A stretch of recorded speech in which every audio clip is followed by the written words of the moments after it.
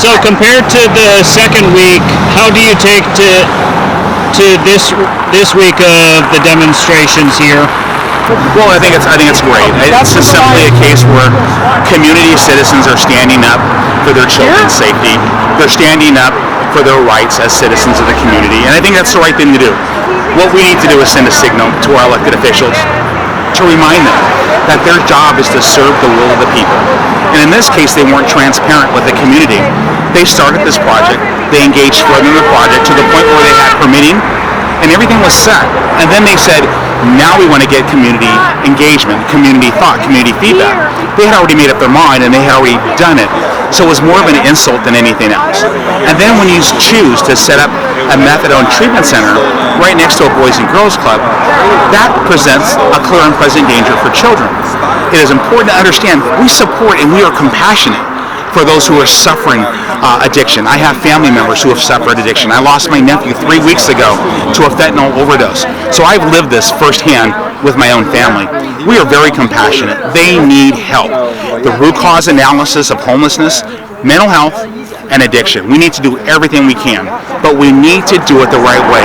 We can have treatment facilities. We must have treatment facilities, but let's think it through and plan it out so that we place them in a position that's not going to cause harm to the community. So that's why I'm here. I think it was great. The weather was good. First day of the new year. I'm glad community is out here. The weather was nice, and I'm glad we had a very open, honest discussion. I'm glad to hear from both sides. Last week it was unanimous, all our supporters. This week we heard some different voices. I'm open to discussion. I think the momentum is definitely building up compared to last week. There are more people showing up here today, and our voice are being heard louder. This is gonna be hard to talk. You're gonna edit this, right? I'm assuming. This is supposed to be mostly unedited unless I shorten it to fit. Okay. So I am not involved in the organization. We found out about this the first week of January, so it had already passed. I think more people are finding out about the situation, and they're definitely opposed to this, and we are not opposed to the clinic. We want the treatment for people, but we are opposed to it being in a residential area. And I think this week it has proven that there's a lot more people that are opposed to it. Even though now we have 2 people that came, actually 3 people that came to support of the clinic. I think we're going to have a lot more people come and join us and discuss of this situation. Well, it's actually very impressive to see this many people show up. It's encouraging, and it's also it tells you how passionate people are about not wanting this in their neighborhood. I've been doing politics for years, but to see a group like this pop up that quickly, that many people, is very impressive. It shows that people do not want this project here. And then there was actually a second question was regarding different locations or even services to take this clinic up on. Were there any that you would or any others in the group had suggested streets or even alternative groups that differed from Alcadia to take up the methadone clinic application? Yeah, good question. So we have repeatedly reached out to Alcadia, offering our help in gathering community input and comments and help them vet other possible locations. But they haven't taken our offer. They are very, very focused on opening this one. I think they already got the support from Department of Health, and they told them that no matter what, they will be able to proceed. They are not open for any discussions. And I think as a representative from our group, we just want to make sure that the community has an input in this entire process, and the process that truly takes care of the needs and the concerns of the community. Not only by like a mega billion company who single-handedly select a location without telling anybody, without providing any data. We just want to make sure the community has a say in this, and the city of Lynnwood, the city council should have a way in this. But we are just regretful to see that Alcadia is not open to work with us. Okay. So the question is a little above what I know, but I can't answer on the location.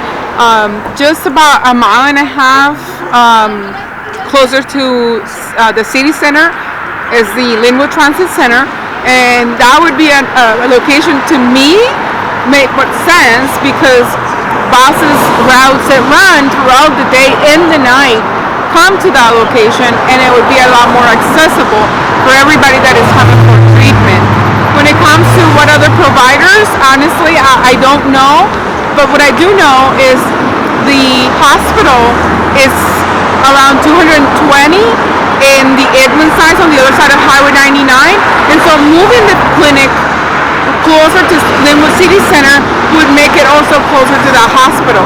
There's also some more like walking clinics around the city center of Lynnwood, so maybe like 44th and 196, or like 44 and 204th. That would be probably the area that I would say would be a lot more appropriate for this. Okay, and so this is going to be difficult with specifics, but I'll just give you the overall concept. Now, the reason I'm doing the overall concept, because it's a matter of process. It's not so much with Alcadia or anybody else, but with process. So when you go through the acquisition and procurement process, and you're going through that contracting process, you actually do select from different vendors. And when you're selecting from different vendors, you vet those vendors. So you know what is their capacity for following through and following through on the contract as written. You study their history. What is their performance history? Is there any drama with those contractors? So if you do that the right way, then you'll probably get the best vendor for the best price with the best propensity to deliver on services. In terms of location, I imagine there's multiple locations throughout the city of Lynnwood that would facilitate a facility like this that's not next door to a school or Boys and Girls Club. So in that contract process, in that project management process, as you're looking for vendors, you're also looking for what is the best location, and then most importantly, when you're, I guess, conceptualizing the project, bring those community members in. Give them an opportunity to solicit, to get their feedback. Let them know what you're planning and work with the community so that when you do find a location, when you do find a great contractor, guess what? The people are with you. That's the right way to go. Obviously, we're not protesting having treatment centers. We're protesting about having it at this location. There's a pediatric facility in here, and there's the ball fields right there. There's kids all around this neighborhood. This neighborhood is not conducive. But the weirdest part about this is the whole process of waiting the last minute. This project was started back in March, and to wait till the 19th to inform the city council, wait till the 29th to have some minimal public input and say we're opening it within 30 days. That's not the way you do things. That's not right. If it was such a straight up great project, then why are they using these last minute tactics like that to basically try to deceive the public or not keep them not engaged till the last minute? But you can see that people are very upset. It's backfiring on them big time. I think there are the following conditions. If I'm Alcadia, I'm going to choose based on, first, it should be away from school or Boys and Girls Club like this. This is wrong location. Second, I would prefer an area that has clear jurisdictions. Let's say this area is a borderland between two jurisdictions. So the policeman will have a vague responsibility.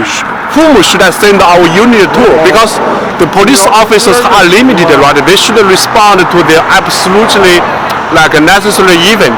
So this is second concern that I would have. Third, if I'm going to pick another facility, there would be a bad a public transit.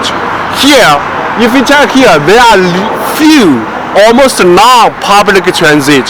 This means the one who need treatment need to drive to here, and what if something goes wrong? All of those could result in really worst scenario that for certain families. I think put those three into consideration. I would probably build something like beyond the let's say outside of the 405 and I-5, because at that place there would be more area to more flexible to manage. That would be my preference.